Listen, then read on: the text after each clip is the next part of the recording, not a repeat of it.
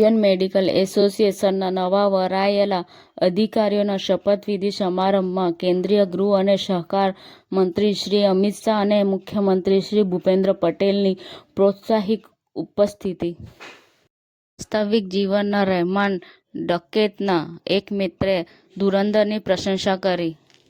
તાઇવાનમાં 7.0ની તીવ્રતાનો ભૂકંપ, કોઈ મોટું નુકસાન કે જાનહાનિ નથી. હિમાચલ પ્રદેશમાં બીર બિલિંગ ખાતે પેરાગ્લાઇડિંગ અકસ્માતમાં પાયલોટનું મોત, પ્રવાસી ઘાયલ, તપાસના આદેશ અપાયા. યુવાનો પર ધ્યાન કેન્દ્રિત કરીને મોદીએ મન કી બાત 2025ની શરૂઆત કરી. પ્રદૂષણ મામલે કોઈ જ નો ઉલ્લેખ નથી.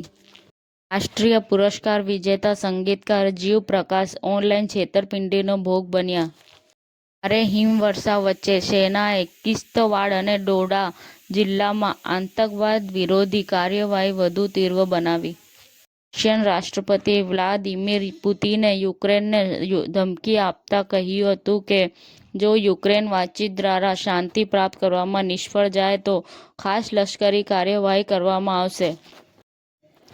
નાયબ મુખ્યમંત્રી શ્રી હર્ષ સંઘવીની ઉપસ્થિતિમાં અમદાવાદના કલ્કી તીર્થધામ ખાતે ક્રીડા ભારતીના રાષ્ટ્રીય અધિવેશનનું સમાપન.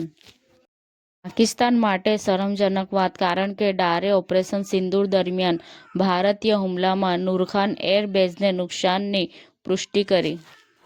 સમાચાર ટુડે ન્યૂઝ ચેનલની ટીમ અને જે સત્ય છે તે જ બતાવશે. આપ જોતા રહો સમાચાર ટુડે ન્યૂઝ ચેનલ. ગુજરાતની ધરતીનું ગુજરાતીઓ માટે જ, એટલે કે સમાચાર ટુડે ન્યૂઝ. અમારી સમાચાર ટુડે ન્યૂઝ ચેનલને લાઈક કરો, શેર કરો અને સબસ્ક્રાઇબ કરો અને જોડાયા રહો સમાચાર ટુડે ન્યૂઝ ચેનલ સાથે.